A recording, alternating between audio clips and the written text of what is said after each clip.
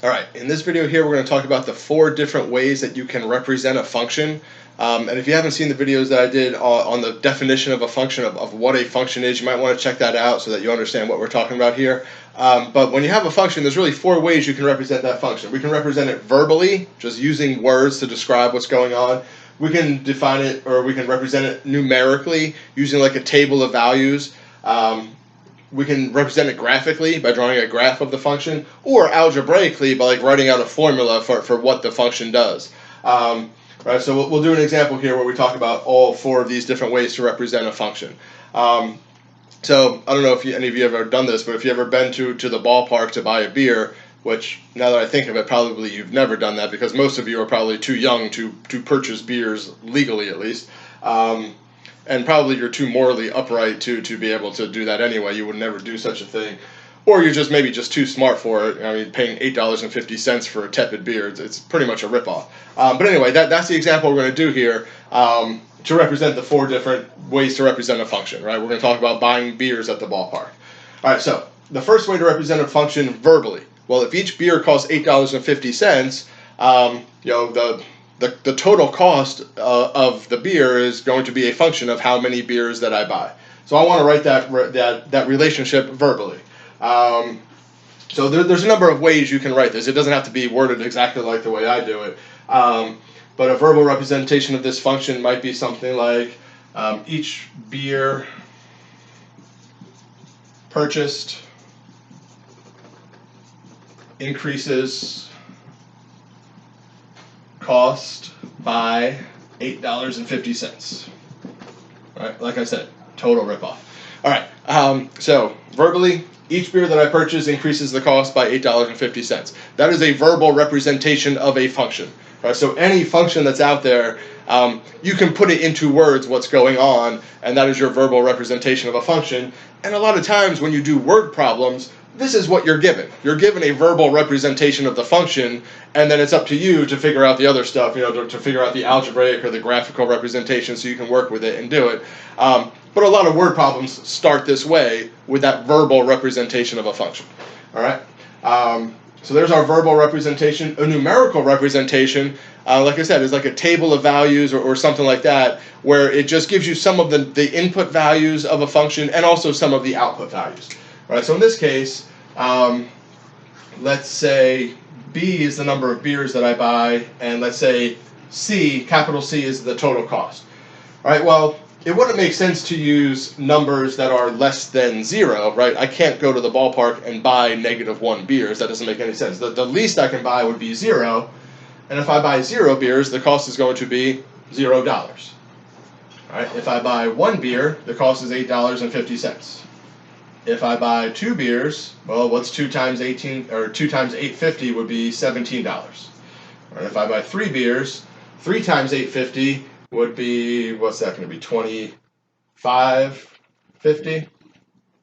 Right, 17 plus 850 is going to be, $25.50. And so on. We don't have to list, obviously, every amount that's up here, because, I mean, I don't know how many beers you would buy if you go to the ballpark, 10, 20, 30 if you have that much money. But you don't have to make a complete list of every single possible input and output value. But just a few of the input and output values give you an idea of what's going on in this function.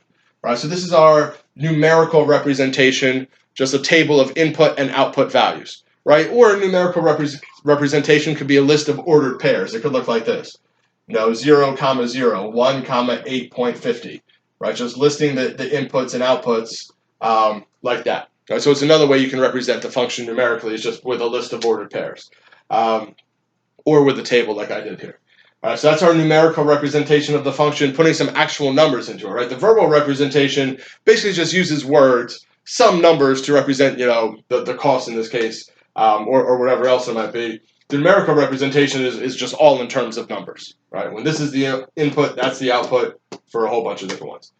All right, a graphical representation is actually sketching a graph of your function, or if you want to just take your your numerical table there and just kind of plot those points and connect the dots, that can give you your graphical representation.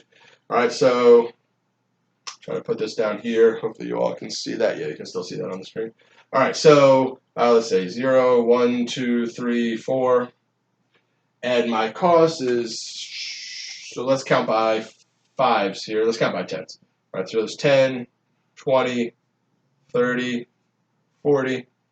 And I don't have enough money to go to the ballpark and spend more than $40 on beer anyway, so we'll just stop there at 40.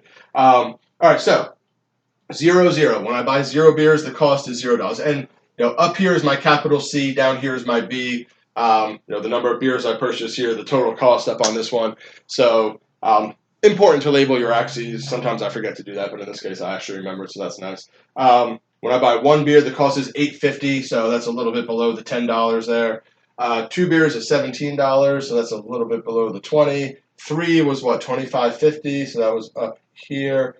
4 would be $34, so that would be up there. And notice all of these, all of those points are in a straight line. When I drew the line, it was not very straight. It's not because I drank a bunch of beers before I did this. I just can't draw a straight line. But those all, since each beer I purchase increases the cost by a fixed amount, by $8.50, that should be a linear relationship, right? It should go in a straight line. Again, I have trouble drawing a straight line, especially when I'm bending over and reaching like this. But that is a graphical representation of our function, right? The number of beers I buy and the cost of those beers. All right, so that is my graphical representation. And the last one is an algebraic representation. Right now, most often when we are given a function to work with, we are given it in the algebraic form. Right? Not exclusively, of course, but most of the time we get algebraic forms. Right? So my algebraic form, my total cost C of B. All right, so my total cost is C. The variable that I'm going to use is that lowercase b to represent the number of beers I bought, is equal to, well, for each beer I buy, the cost increases by $8.50. That $8.50 is the slope of this line here. Right, so C of B is equal to 850B. Right, that is our algebraic function, and if you want to double check it to make sure it works, plug in B equals 0, I get 0. If I plug in B equals 1, I get 850. If I plug in B equals 2, 850 times 2 is 17. Plug in 3 times 3 is 2550. It checks out. All right, so that is our algebraic representation of this particular function. All right, for every beer that I purchase, the rate of increase of my cost is $8.50. And if you didn't watch the video that I did about linear equations, I did one where we talk about linear equations and a word problem. The slope of the line always represents your rate of change, which in this case is the cost of each beer that you purchase. All right, so that is, or those are the 4 different ways to represent a function. Right, verbally, just putting into words what's going on. Numerically, listing out some input and output values for your function. Graphically, where you basically take those numbers and plot them onto a graph and connect the dots and all that. And then algebraically, where you get your actual algebraic rule of what this function does.